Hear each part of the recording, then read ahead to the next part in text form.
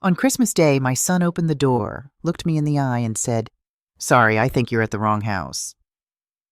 I'm Lenore Crestwood. I'm 58 years old. I said, "It's me, Calhoun. It's Mom." He closed the door in my face. I stood there for exactly 47 seconds. I know because I watched my watch tick forward, with my arms full of presents worth $342. Presents I'd wrapped at 2 a.m. the night before because I couldn't sleep from excitement. Then I turned around, walked to the curb, and made a decision that would change everything. But I'm getting ahead of myself.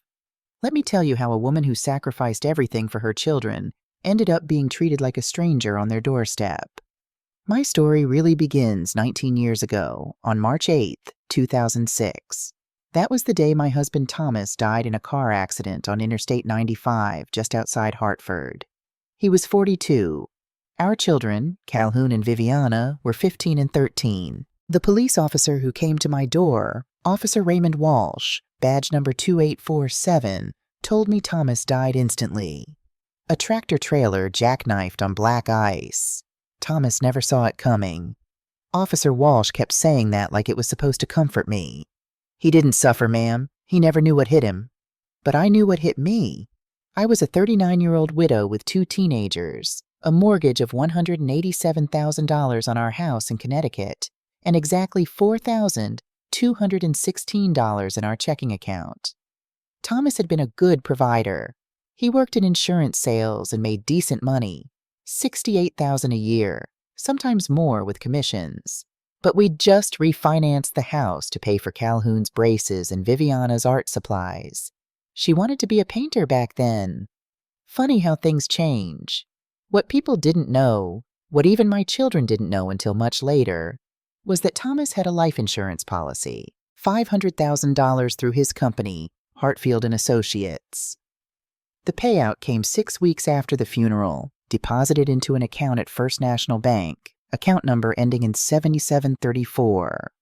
I looked at that money on my computer screen, $500,000, all those zeros lined up like soldiers, and I made a choice. I didn't touch it. Not $1. I opened a separate investment account with Merrill Lynch on April 19, 2006, and I put every penny in a diversified portfolio, 40% bonds, 35% index funds, 25% blue chip stocks. That money was for my children's future, for emergencies, for when they really needed it. Instead, I would provide for them myself. I was a registered nurse at Hartford General Hospital, working in pediatrics.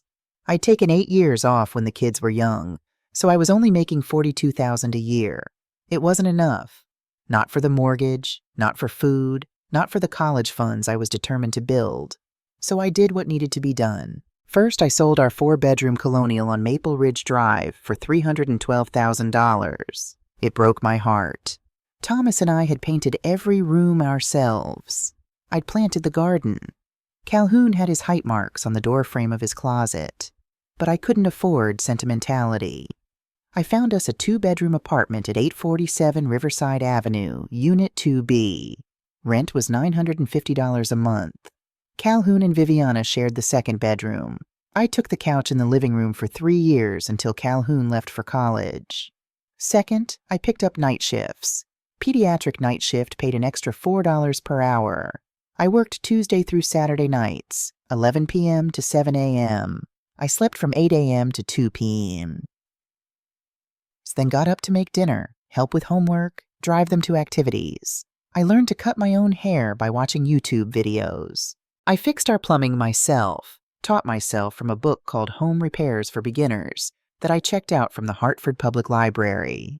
I drove the same 2004 Honda Civic for 12 years, even after the air conditioning broke, and the passenger door started squeaking so loud people stared at stoplights. Every spare dollar went into 2 accounts at First National Bank. Account number 4521 for Calhoun, account 4522 for Viviana. By the time Calhoun graduated high school in 2009, I'd saved $32,000 for his college.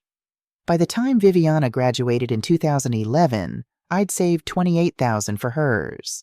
They both got scholarships, Calhoun to NYU for business, Viviana to University of Connecticut for marketing. But scholarships don't cover everything. So I sent money. Every month, like clockwork. Calhoun, $1,200 deposited on the first of each month. Viviana, $1,000 deposited on the first of each month. I set up automatic transfers. It was easier that way. I didn't have to think about it. Didn't have to see the money leave my account. It just went. Month after month, year after year. When Calhoun graduated in 2013, I thought the payments would stop. He got a job at Morrison Financial Partners in Boston. Starting salary, $78,000. Good money. Great money. But there were expenses, he explained on the phone. Security deposit on an apartment, professional wardrobe, student loans, even with my help and his scholarship. Just for a few more months, Mom, he'd said, until I get on my feet. The few months became a year, then 2, then 5. When he married Patricia Monroe in 2018, I thought surely now. Patricia came from money. Her father owned 3 car dealerships in Massachusetts. The wedding was at the Monroe family estate in Brookline, a sprawling property worth at least $2 million. 200 guests. Sit-down dinner. Live band. Patricia's dress was Vera Wang, she told me. $12,000. I wore a navy dress from Macy's clearance rack. $87. But the transfers continued. Now Calhoun needed help with his mortgage. He and Patricia had bought a colonial in Newton for $650,000. Then Emma was born in 2019, and suddenly there was daycare. Then Noah in 2021, and more daycare. Patricia didn't work. She'd been a yoga instructor before they married, but she quit to focus on family. Viviana followed a similar path. Graduated in 2015, got a job in marketing at a firm in Chicago, making $62,000. Married Elliot Hayes in 2020, a nice enough man, though quiet. Always seemed nervous around me. The transfers to Viviana continued too. Rent in Chicago was expensive, she said. Then they bought a condo. Then she got pregnant last year. I kept sending money because that's what mothers do. That's what I told myself every time I checked my bank balance and saw it dwindling. That's what I told my sister Diane when she came to visit me in August and saw how thin I'd gotten, how the apartment needed repairs I couldn't afford, how I was still working night shifts at 58 because I couldn't retire. "Lenore," Diane had said, sitting at my scratched kitchen table, holding a mug of store-brand coffee because I couldn't afford the good stuff anymore. "You can't keep doing this. They're adults. They have careers. They have spouses with family money. They don't need you to—" "They're my children," I'd interrupted. "They're bleeding you dry." I'd changed the subject, asked about her husband Gerald, about her garden, about anything else. But her words stuck with me, especially at night, during my shifts at the hospital, when I walked past the pediatric ward and saw young mothers with their babies, saw how those mothers looked at their children with such fierce, protective love. I'd had that once. I'd felt that once. When had it become obligation? When had love become transaction? The distance had crept in gradually, the way winter arrives. Not all at once, but degree by degree until suddenly you're cold and can't remember when you last felt warm. Calhoun used to call every Sunday. Back in college, like clockwork, 7 p.m. We'd talk for an hour. He'd tell me about his classes, his friends, his dreams. I'd tell him about my week, about Viviana, about small things that made me think of him. After graduation, the calls became every other Sunday, then monthly, then sporadic. When Emma was born on November 15, 2019, I found out 3 days later. Not from a call, but from a text message at 11:47 p.m. while I was at work. Emma Rose Crestwood, 7 Elbs, 2 O's. Everyone healthy. I'd cried in the supply closet for 20 minutes. I'd asked to visit. "Maybe in a few weeks," Patricia had said when she finally answered my call. "We're still adjusting." I sent gifts. A handmade baby quilt I'd spent 2 months sewing. Receiving blankets, a stuffed elephant. I never heard if they arrived. The few weeks became months. I finally met Emma when she was 7 months old, when Calhoun and Patricia came to Connecticut for Thomas's company's annual memorial service, something they did for employees who died, a nice gesture that Calhoun attended out of obligation. They stayed for 4 hours. Patricia spent most of it on her phone. Emma cried when I tried to hold her. "She doesn't like strangers," Patricia had said, taking her back. Strangers. My own granddaughter. Viviana was different, but the same. She called more often, at first. But the calls were always rushed, distracted. I could hear traffic in the background, or her typing, or Elliot talking to someone else. "Mom, I've got to go," became her signature phrase. Always in the middle of my sentences. Always right when I was about to ask how she really was, not just the surface pleasantries. My birthday came and went unacknowledged in 2023. June 12th, I spent it working a double shift because someone called in sick. I came home at 4 p.m. to an empty apartment and a day-old muffin from the hospital cafeteria. Diane called. Gerald sent a card. That was it. 2 weeks later, Calhoun texted, "Oh damn, we missed your B-Day. Sorry, things have been crazy." Viviana sent a similar message 3 weeks after that. The monthly transfers, though, those never missed a beat. First of every month, like I said. Automatic, reliable. And the thank yous for that money, they came too, though they got shorter each year. 2018. "Mom, thank you so much for the help. You're a lifesaver. Love you." 2020. "Got it. Thanks, Mom." 2022. TX. 2024. Nothing. Just the money disappearing from my account and reappearing in theirs. I started to feel it then, the truth I'd been avoiding. The weight of it settled on my chest during night shifts, making it hard to breathe. My children didn't need me. They needed my bank account. The evidence was everywhere once I let myself see it. Calhoun posting photos on Facebook of their family vacation to Aruba. March 2024. 7 days at a resort that cost at least $4,000. But he couldn't visit me for Mother's Day. Viviana's Instagram showing her new designer handbag. A Chanel, she'd tagged it. $3,800 according to the Chanel website I looked up later. But she couldn't afford to pay for her own groceries, apparently, because the transfers kept going. Patricia's mother, Eleanor Monroe, commenting on every single photo of Emma and Noah with lengthy, adoring messages. "My precious grandchildren. Grammy's angels. Can't wait for our weekend together." Meanwhile, I was Grandma Lenore in the rare photos Calhoun posted, always tagged as an afterthought, and only in the photos from years ago. Nothing recent, nothing that showed I was still part of their lives. In October, I found out through Diane, who heard from her friend Barbara, who saw it on Patricia's private Instagram that she wasn't supposed to see, that Emma had started piano lessons. $300 a month for lessons from some renowned instructor in Boston. I'd offered to pay for music lessons years ago. Calhoun had said, "We'll think about it," and never mentioned it again. Apparently, Patricia's parents paid for the piano lessons. A Steinway baby grand piano, too, according to Barbara's detailed report to Diane. $28,000. I was good enough to pay for daycare and groceries. Patricia's parents were good enough for pianos and prestige. The ranking was clear. I made my decision on December 3rd, 2024. I was 58 years old, and I'd spent 33 years being a mother. I was tired. Tired of being an afterthought. Tired of the obligation in their voices on the rare occasions they called. Tired of watching my retirement account stay flat, actually go down, because I was still supporting 2 grown adults with professional careers and wealthy in-laws. But more than anything, I was tired of being invisible. So I decided, this Christmas I would see my grandchildren. Not through photos on Facebook, in person. I would be part of their lives, not just a signature on a check. I called Calhoun on December 4th at 7 p.m., our old Sunday call time.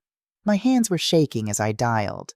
I'd rehearsed what to say, but when he answered, my mind went blank. "Mom?"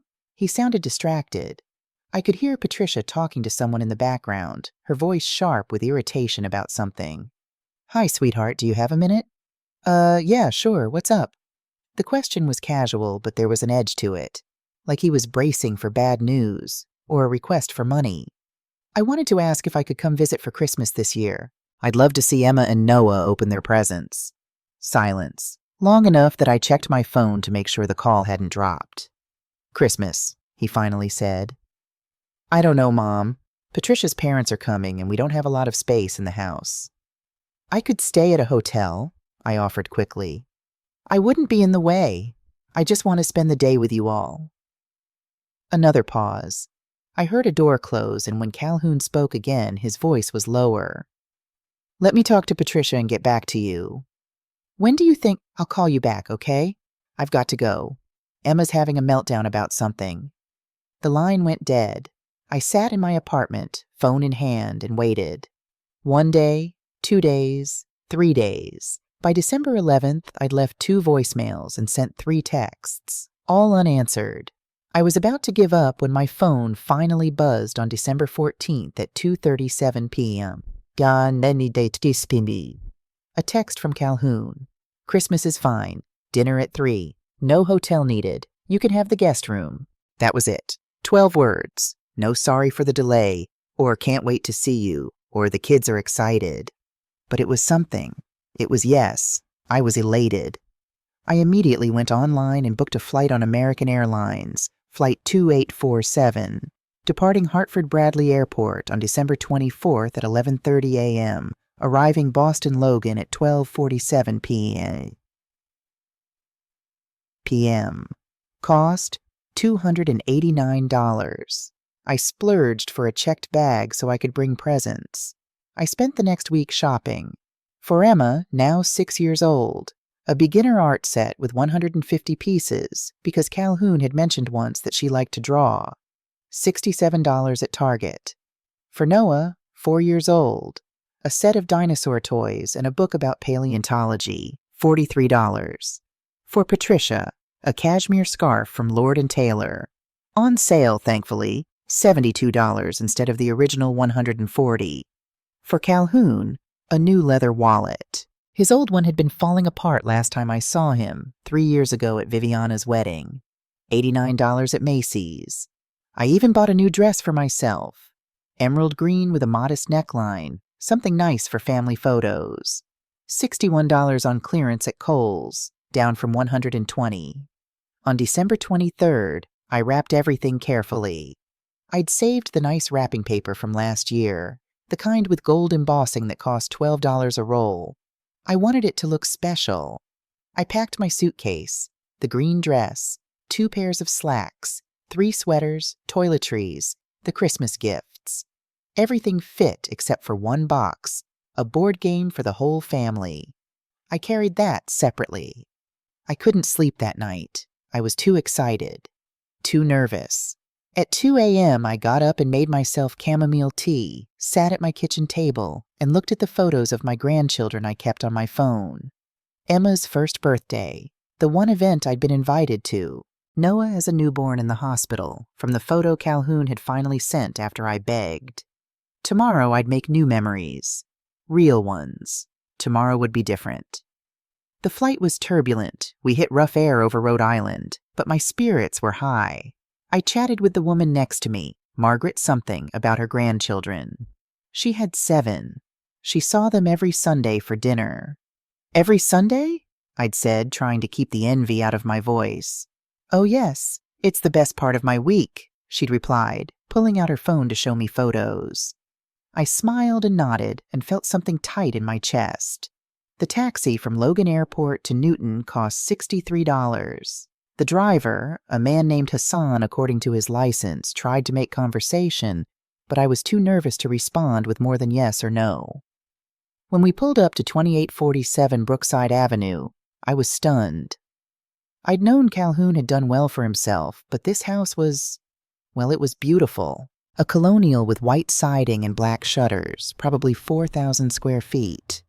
There were wreaths on every window and white lights draped along the roofline. The lawn was pristine, covered in a fresh blanket of snow that looked like something from a Christmas card. A house like this, in this neighborhood, had to be worth at least $650,000. Probably more. And I'd been helping pay the mortgage. I shook off the thought. This wasn't about money. This was about family. I paid Hassan, tipped him $12, and pulled my suitcase up the freshly shoveled walkway. It was 2:08 p.m. on Christmas Eve. A bit early, maybe, but the text had said dinner at 3, and I wanted time to settle in, to see the house, to play with Emma and Noah before the meal. The doorbell was one of those fancy ones that played a melody instead of a simple ding-dong. I heard it echo inside the house, heard movement, heard voices. The door opened. Calhoun stood there in dark jeans and a burgundy sweater that looked expensive. Cashmere, probably. He was taller than I remembered. No, that wasn't right. I just shrunk in my memory of him. But his face was the same. Sharp cheekbones like his father. Dark eyes, that little scar above his left eyebrow from when he fell off his bike at age 7 and I'd taken him to the ER. His expression when he saw me was not joy. It was surprise, then discomfort. "Mom," he said. The word was flat, empty. "You're early." I smiled, even though something in my stomach had started to sink. The flight got in ahead of schedule. I couldn't wait to see everyone. He didn't move to let me in. Behind him I could hear Christmas music, Bing Crosby, White Christmas, and the sound of laughter.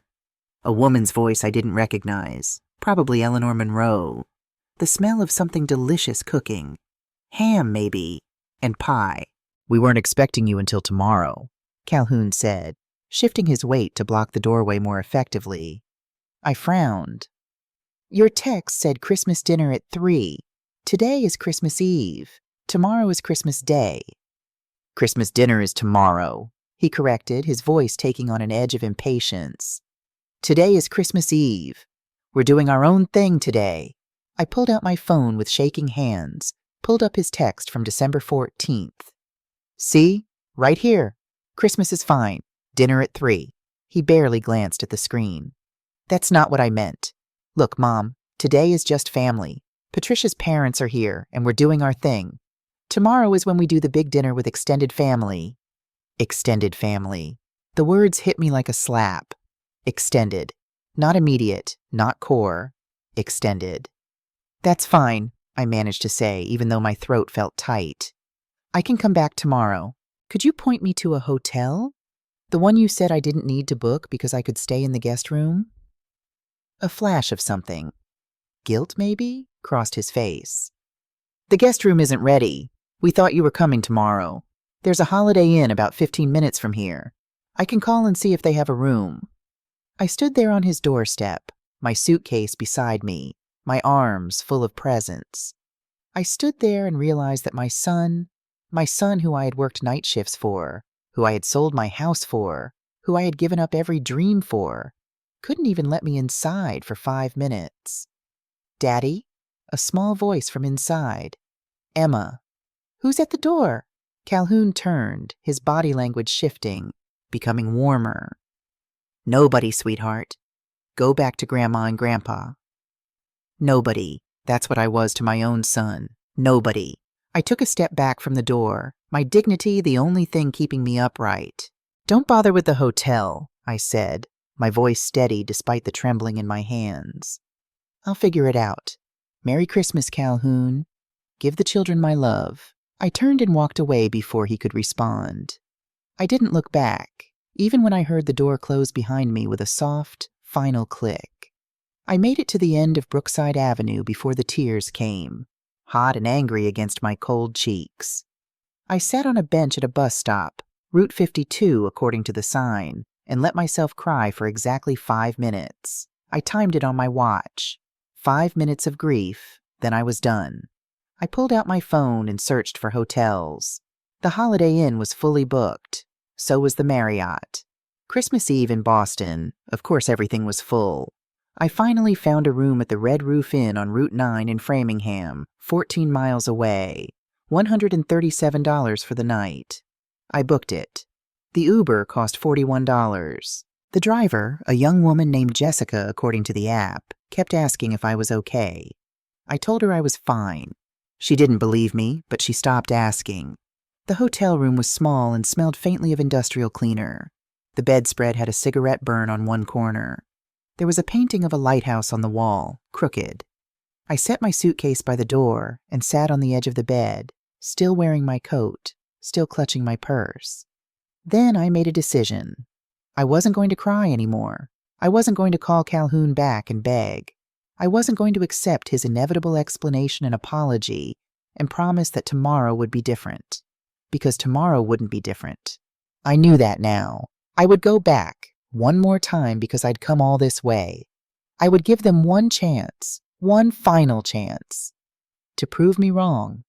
And if they failed, well, I'd deal with that when it happened. I ordered Chinese food from a restaurant down the street, General Tso's Chicken, $14 including delivery, and ate it mechanically while watching a Hallmark Christmas movie. The protagonist was a woman about my age who'd just inherited a bed and breakfast in Vermont. She fell in love with a handsome carpenter who helped her fix it up. It was ridiculous and predictable and exactly what I needed. I fell asleep around 11 p.m., still in my clothes, and dreamed of nothing. On Christmas morning, December 25th, 2024, I woke at 6:47 a.m. I showered, dried my hair, and put on the emerald green dress I'd bought for family photos. I did my makeup carefully, foundation, blush, mascara, lipstick. I looked at myself in the mirror and barely recognized the woman staring back. She looked tired, old, sad. I forced a smile. Better, not great, but better. I arranged the presents in my arms, all except the board game, which wouldn't fit in the pile. I'd leave that in the car. I checked out of the hotel at 1:15 p.m. and drove to Newton in my rental car, a Nissan Altima, $43 a day. I arrived at 2847 Brookside Avenue at exactly 2:45 p.m. 15 minutes early, but not too early. Fashionably early. The house looked even more beautiful in daylight. I could see the details I'd missed yesterday. The custom stonework around the entrance, the professional landscaping, the 3-car garage. Through the front windows, I could see the Christmas tree, at least 9 feet tall, decorated in silver and gold. I took a deep breath, smoothed down my dress, and walked to the front door. I rang the doorbell. Footsteps. The door opened.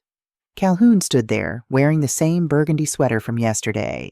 His expression was carefully neutral. "Hi, sweetheart," I said, smiling. "Merry Christmas." He looked at me for a long moment. His eyes were cold, unfamiliar, like he was looking at someone he'd never met. Then he said, "Sorry, I think you're at the wrong house." For a moment, one horrible, suspended moment, I thought he was joking. Some cruel prank that would end with laughter and apologies and "got you, Mom." But his face didn't change. "Calhoun," I said, my voice barely audible. "It's me. It's Mom." "I think you have the wrong address," he said. His voice was polite, distant. "There's no one here by that name. Merry Christmas." And then he closed the door. I stood there, frozen, as the world tilted on its axis. This couldn't be happening. This couldn't be real. Behind me, a car door slammed. I heard children laughing. A family, someone else's family, walking to their house with presents and joy and love. I was halfway down the walkway, vision blurred with tears, when my phone rang. Calhoun's name on the screen. I answered with shaking hands. "Hello?" "Mom." His voice was different now, casual, almost amused. "Sorry about that. Patricia's parents are super traditional and they don't know about, the financial arrangement we have. We're trying to keep things peaceful." Financial arrangement. The words felt foreign on my tongue when I repeated them. Financial arrangement? Yeah, the monthly support. Look, why don't you head back to your hotel? I'll call you tomorrow when things calm down. We can grab coffee or something. "I don't have a hotel, Calhoun," I said. "I came here to spend Christmas with my family." He sighed. The sound grated against my ear like sandpaper. "Mom, I can't do this right now. Just give us some space, okay? We'll figure it out later." "I don't understand," I whispered. "What did I do?" "Nothing. It's not. Look, I've got to go. Dinner's almost ready." "Calhoun, just relax, Mom. We'll talk later." I took a breath, my entire body shaking. "I understand," I said quietly. I was about to hang up when I heard it. Calhoun's voice, slightly muffled, as if he'd pulled the phone away from his face but hadn't disconnected yet, speaking to someone else in the room. She thinks that money she sends every month buys her a seat at the table. A pause. Then a woman's voice. Patricia's mother, I realized. Eleanor Monroe. Well, at least Patricia's parents understand real generosity.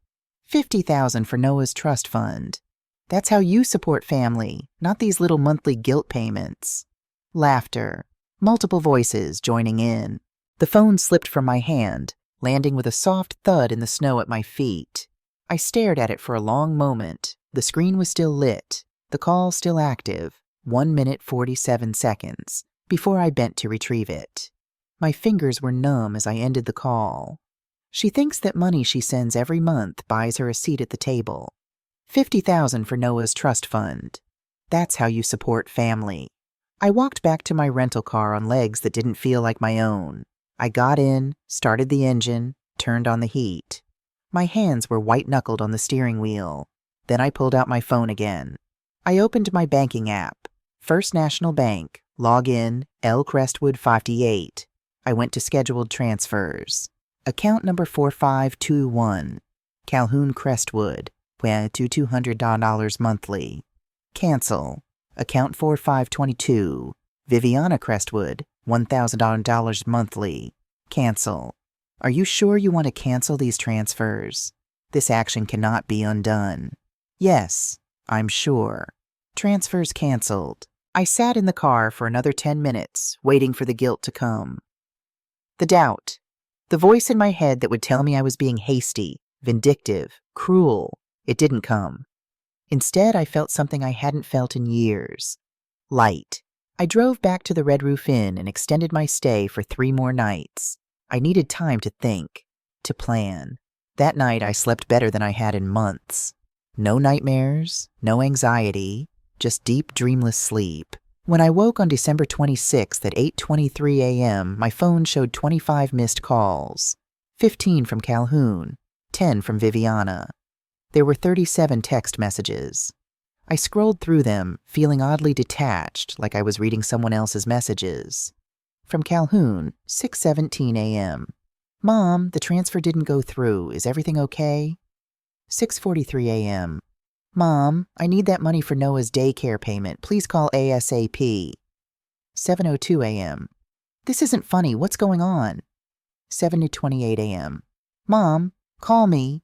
From Viviana, 6:34 a.m. Hey, my transfer didn't come through. Can you check your bank? 7:15 a.m. Mom, seriously, I need that money. The mortgage payment is due today. 7:56 a.m. What the hell, Mom? I'm about to be late on my mortgage. Call me now. 8:01 a.m. Are you okay? Did something happen? Please respond. I set the phone on the nightstand, face down, and went to take a long, hot shower. When I came out 30 minutes later, there were 12 more missed calls and 23 new messages. I turned off notifications and got dressed. I drove to a Starbucks 3 miles from the hotel. I ordered a grande cappuccino, $4.75, the good kind with real foam, and a spinach feta wrap for breakfast. I found a table in the corner, pulled out my tablet, and opened a new browser window. I'd been thinking about this for years, I realized.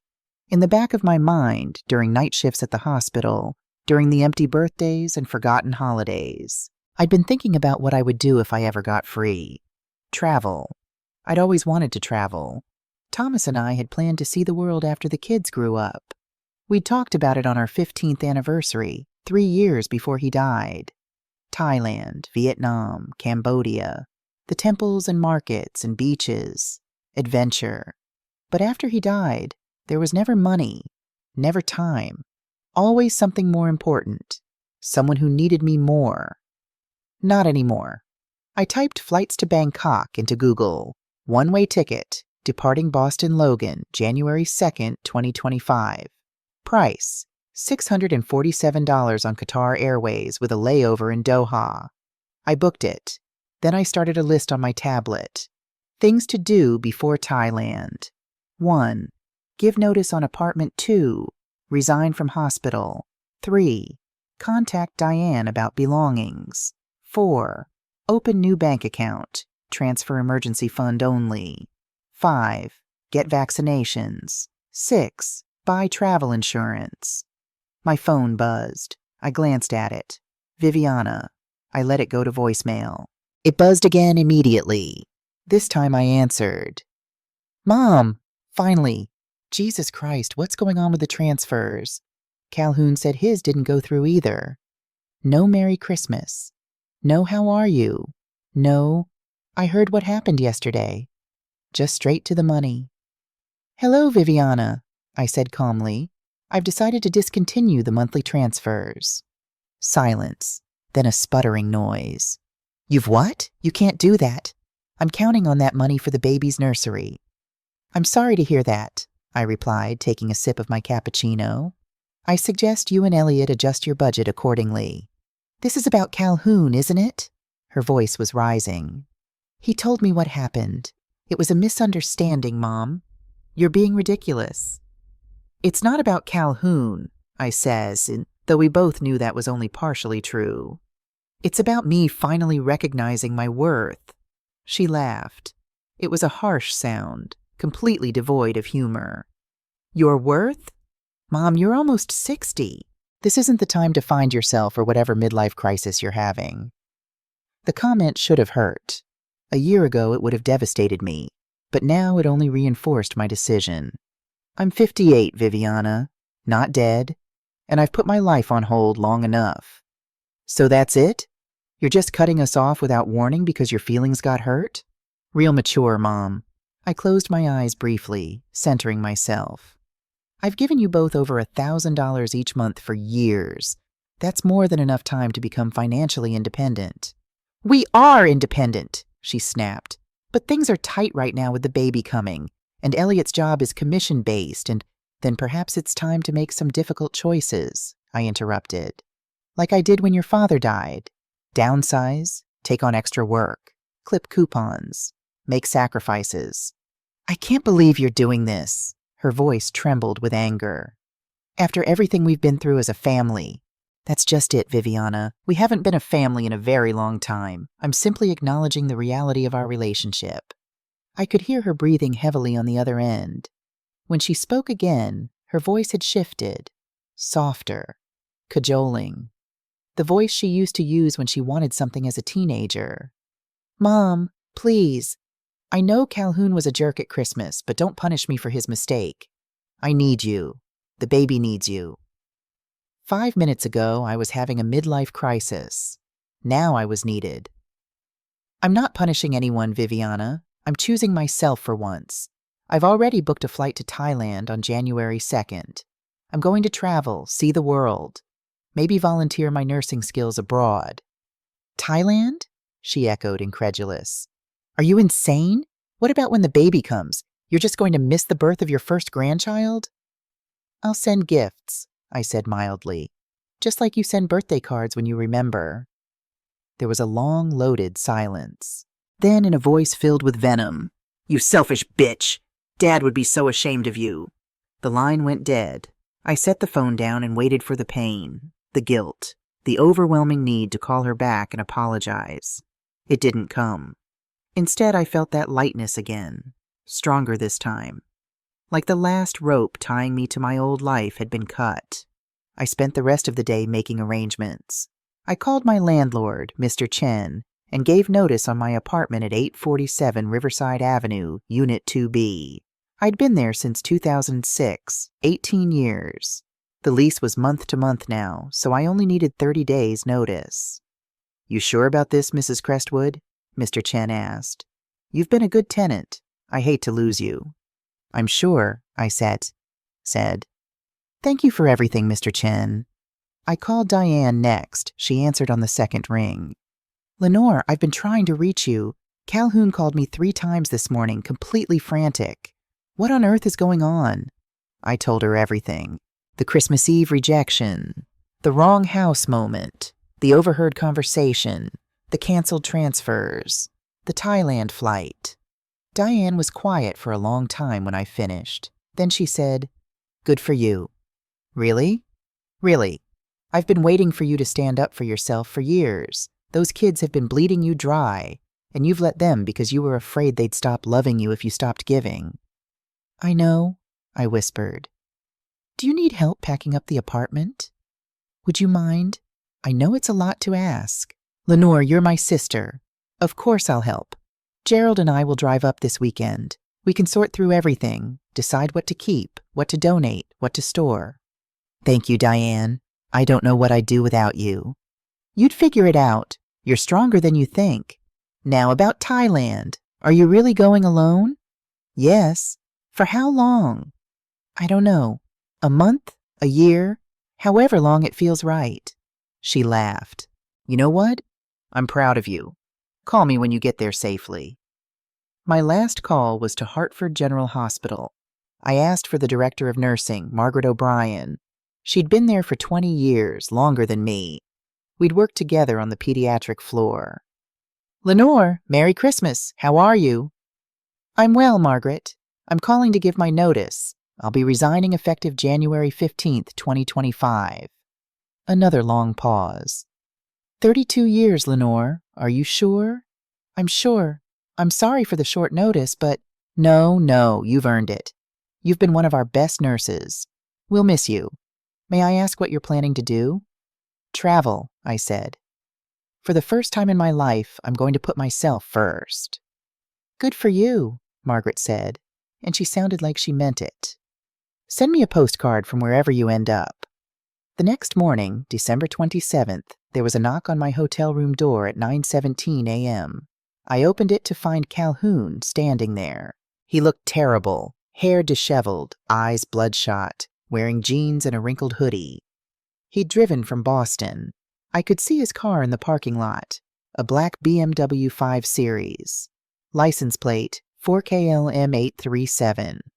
"Mom," he said. His voice was hoarse. "We need to talk." I stepped aside to let him in. He entered cautiously, like he was expecting a trap. "You've caused quite a panic," I said, gesturing to the armchair by the window. I remained standing. He didn't sit. "What did you expect? You cut us off without warning. You disappeared from your apartment, quit your job. Aunt Diane thought you might have—" He trailed off. "Killed myself?" I supplied. "How dramatic, and how interesting that it took the prospect of my death for you to drive all this way." "That's not fair," he said, anger flashing across his face. "Isn't it? When was the last time you visited me, Calhoun? Not for a funeral or a wedding or an obligation. Just to visit. Just because you wanted to see me." He had no answer. "That's what I thought," I said quietly. "Look," he said, running a hand through his hair. "I know I handled Christmas badly. Patricia's parents are judgmental as hell, and I panicked. I'm sorry." "I'm sure you are. But this isn't just about Christmas, Calhoun.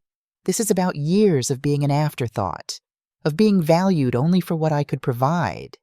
"That's not true," he protested, but his voice was weak. "Isn't it?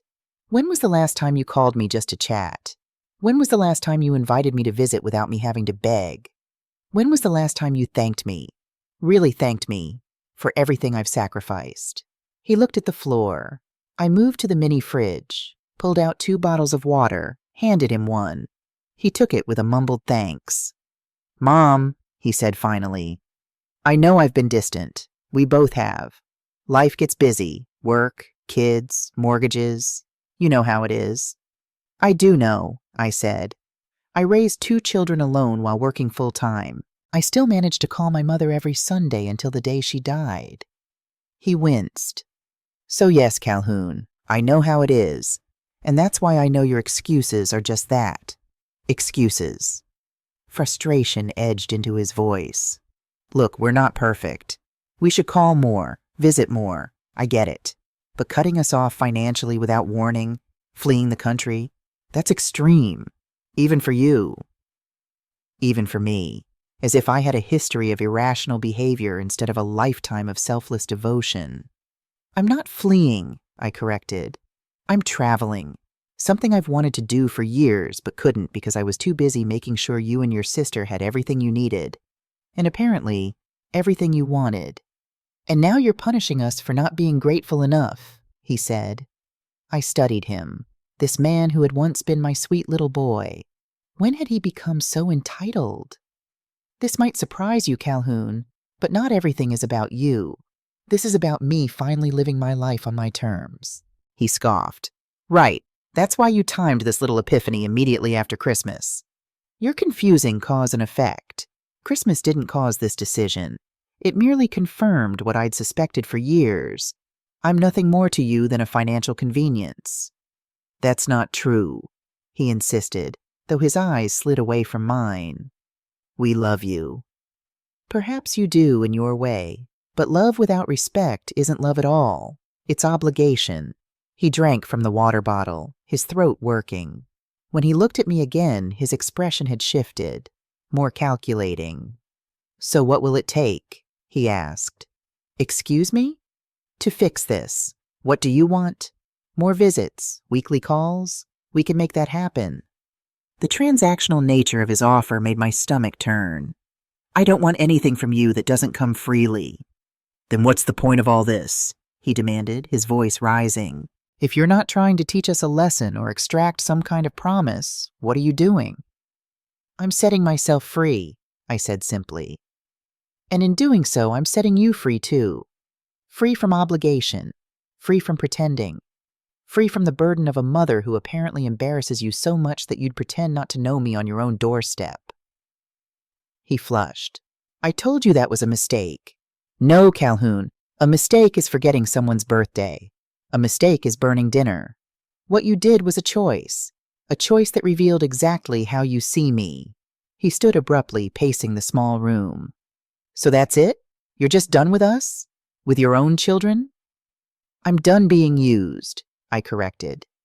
If you and Viviana want a relationship with me, a real one based on mutual respect and affection, I'm open to that. But it won't include financial support, and it won't be on your terms alone. He stared at me as if seeing me for the first time. Then I said, There's something else you should know. Your father left a life insurance policy. $500,000. I never touched it. I invested it 19 years ago. It's grown to $847,312 as of yesterday.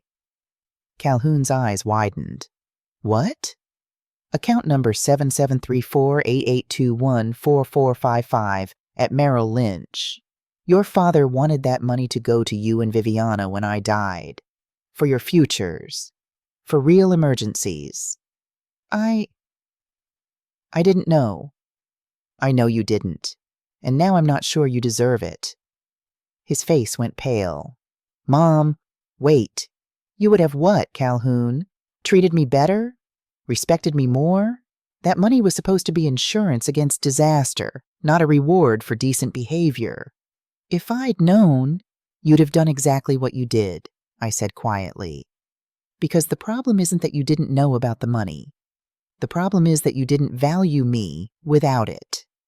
He opened his mouth, closed it, opened it again. I need $10,000, he finally said.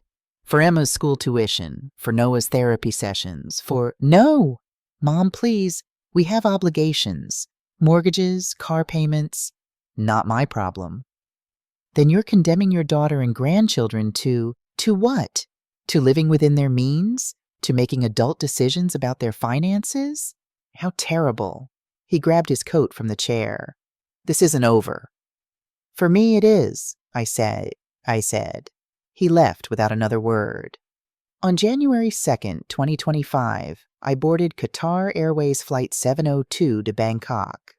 The journey took 30 hours with the layover in Doha, but I didn't mind. I slept most of the way, dreamless and peaceful. Bangkok hit me like a wave when I stepped out of Suvarnabhumi Airport.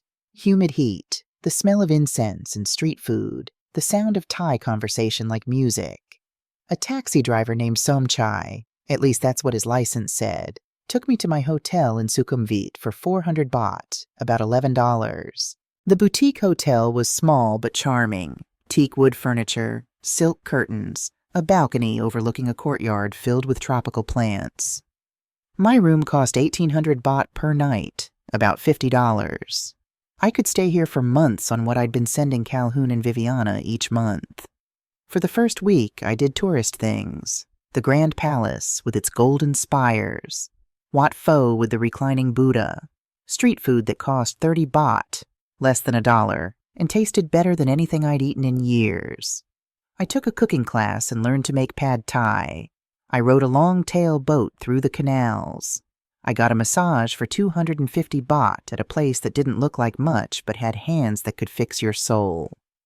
Every night, I sat on my balcony with a bottle of Singa beer, 40 baht from the 7-Eleven, and wrote in the journal I'd started on the plane. Not about my children, not about Christmas. About the woman selling mangoes on the corner who taught me to say hello in Thai. About the monk who smiled at me in the temple. About the feeling of being exactly where I was supposed to be. My phone stayed mostly silent. I'd changed my number before leaving and only given it to Diane. In March, I moved to Vietnam. Hanoi first, then Hoi An, then Ho Chi Minh City. I volunteered at a medical clinic in a village 3 hours outside Hanoi. No common language beyond medical terms, but smiles and compassion transcend words. In April, Cambodia. Angkor Wat at sunrise, watching the stones turn gold. In May, back to Thailand. A small village in Chiang Mai where I taught English to children and they taught me to laugh again.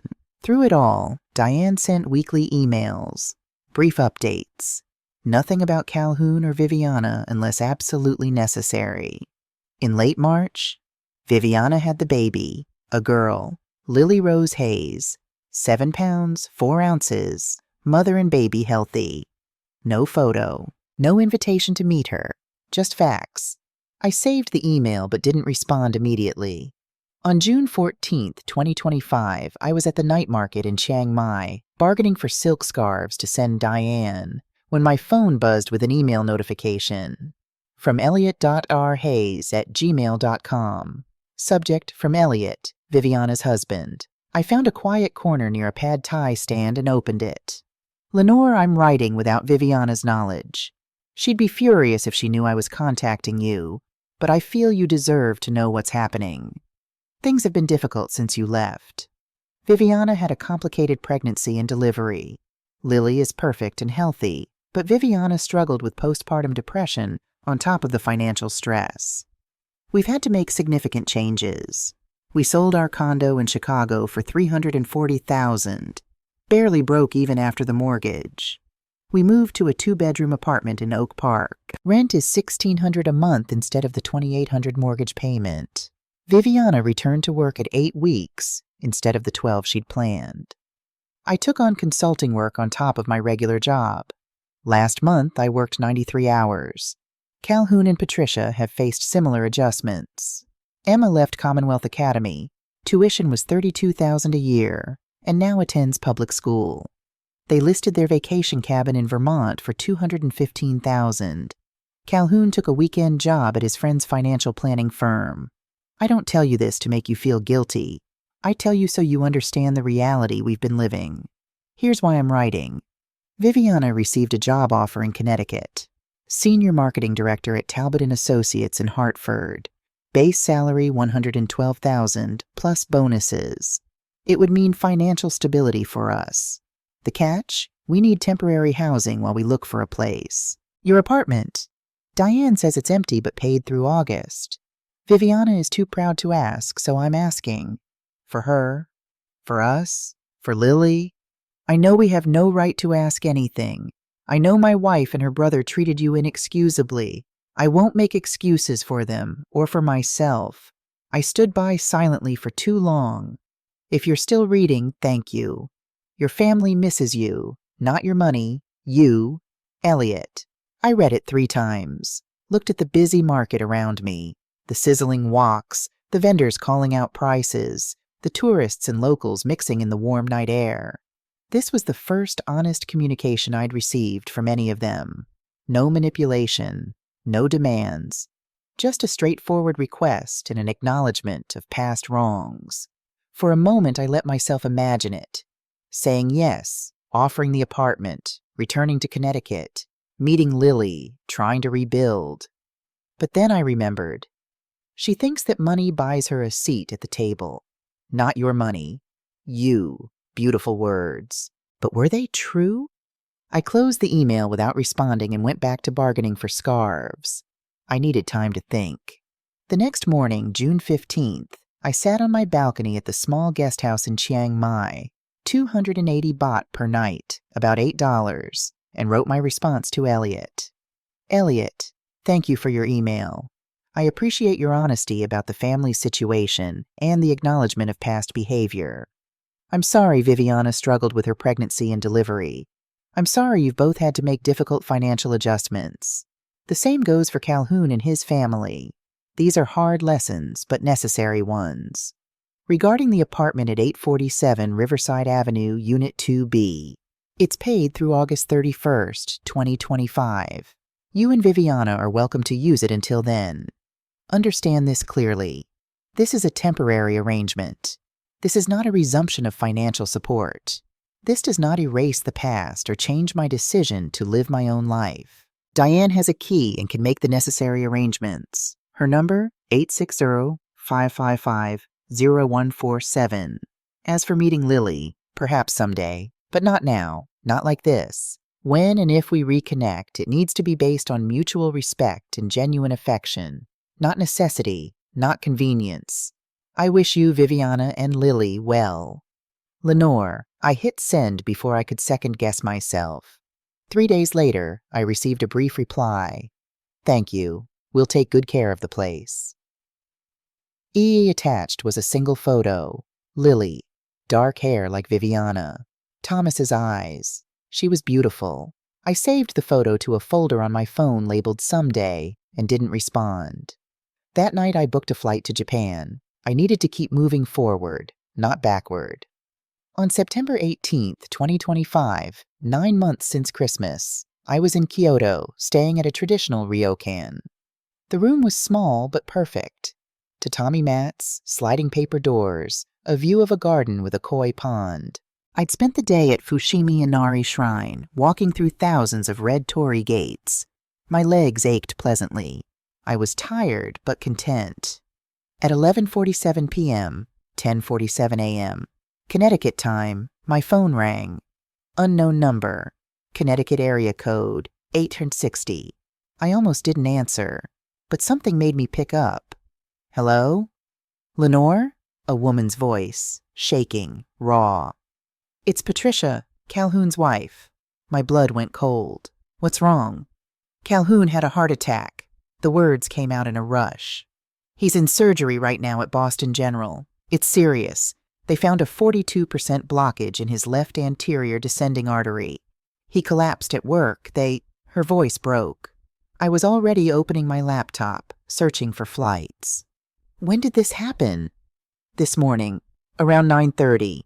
Lenore, I need to tell you something. In case, she was crying now. The Christmas thing. It was my idea. I stopped typing. What? Telling you to come on the wrong day. Turning you away. Making Calhoun say you were at the wrong house. It was all me. The words tumbled out. I was embarrassed. My parents, they judge everything. Your job, your apartment, the fact that you'd been helping us financially. I thought if they knew Calhoun still needed help from his mother, they'd think less of him, less of me for marrying him. Patricia, I pressured him to send that confusing text. I told him to turn you away on Christmas Eve. I coached him to close the door on Christmas Day. I'm the one who said you were extended family. She was sobbing now. I'm so sorry. I'm so sorry. I sat down heavily on the tatami mat, my laptop forgotten. When he collapsed this morning, Patricia continued, he was holding something, a photo. The EMTs brought it to the hospital with his belongings. It was you, from his college graduation. He keeps it in his wallet. He's always kept it there. My vision blurred. He talks about you to the kids, she said. All the time. Emma asked yesterday. She's 7 now, you know. She asked, where's Grandma Lenore? Why doesn't she visit anymore? And Calhoun said, because Daddy made a terrible mistake. I couldn't speak. Lenore, there's something else. I found letters in his desk, 35 of them, all addressed to you, all stamped, ready to mail. He never sent them. What? I whispered. He's been writing you every month since January, apologizing, telling you about Emma and Noah, telling you how much he misses you. But he said he didn't deserve your forgiveness, so he never sent them. My hand was pressed to my mouth, tears streaming down my face. I don't know if he's going to make it, Patricia said, her voice breaking completely. The surgery is risky. He's only 34, but the damage is significant.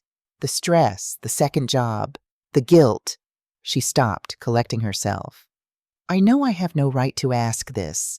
I know what we did, what I did. But he needs you. Emma and Noah need you. I need you. Please come home. I was on a plane 36 hours later, Kyoto to Tokyo to Los Angeles to Boston. I slept in airports, survived on coffee and adrenaline.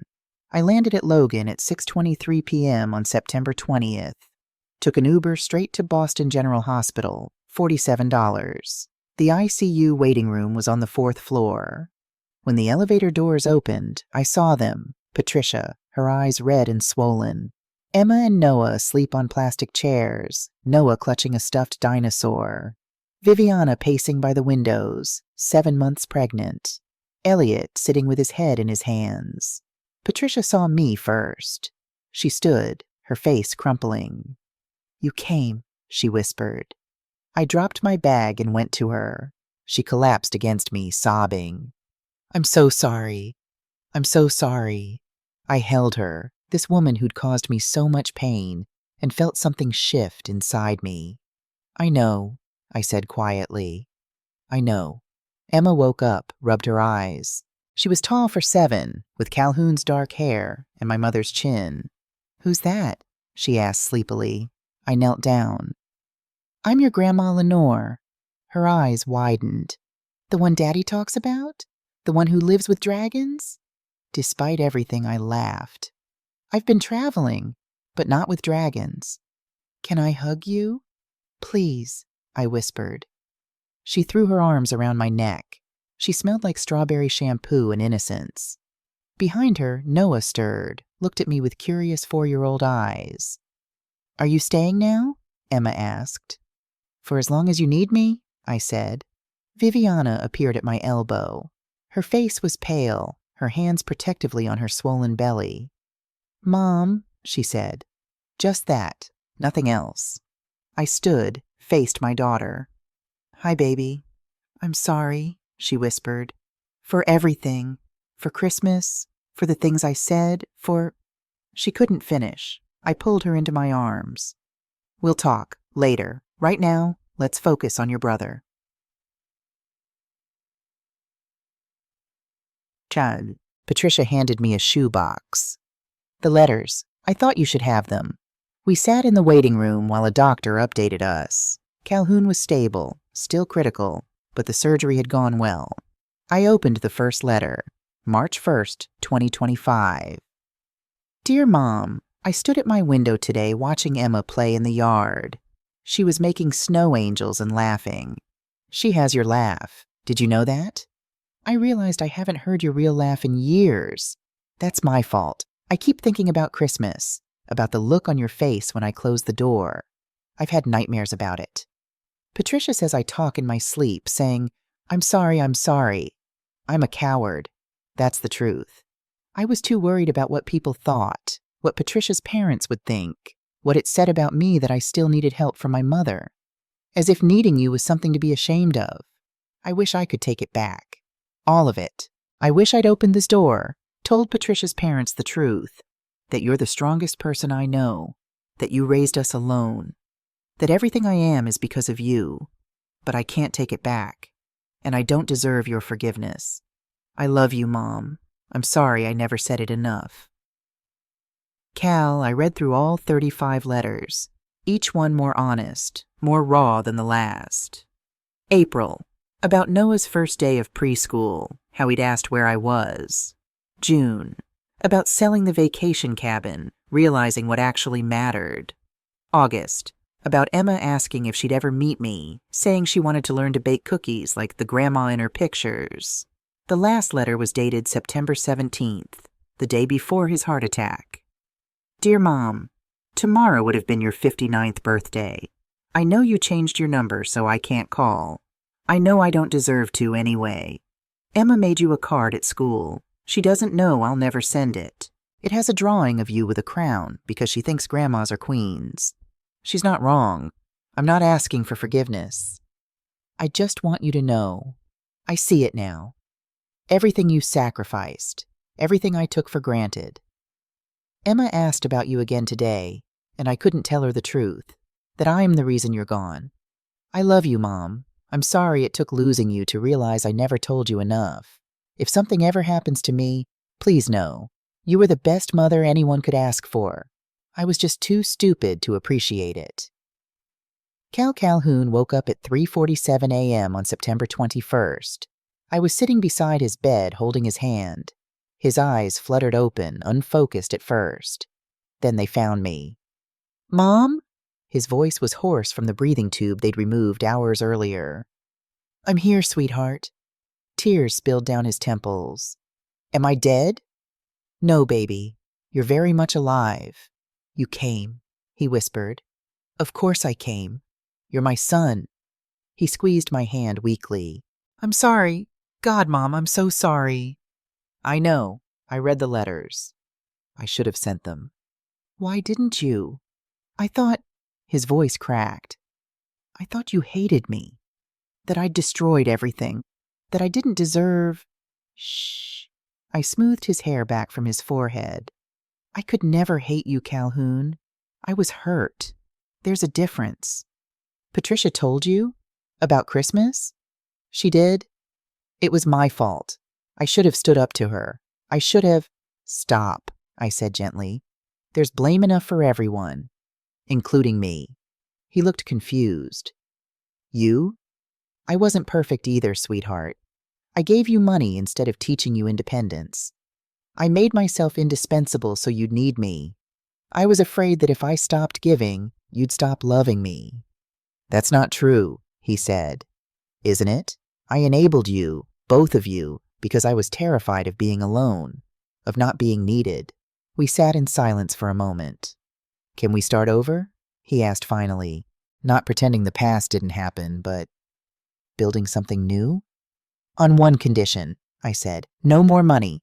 Not from me, not unless it's a genuine emergency. You need to stand on your own. I know. And I need to know I'm wanted for me, not for what I can provide. You are, Mom.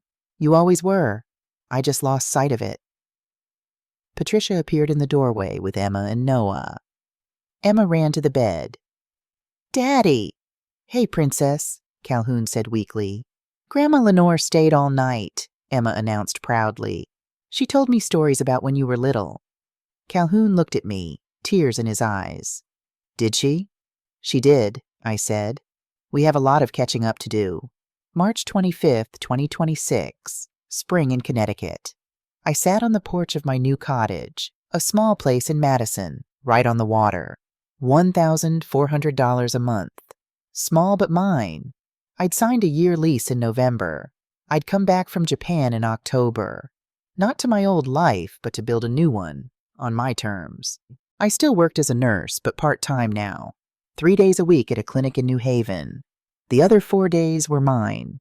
For morning walks on the beach, for the watercolor class I'd joined, for the book club Diane had dragged me to that I secretly loved, and for my family.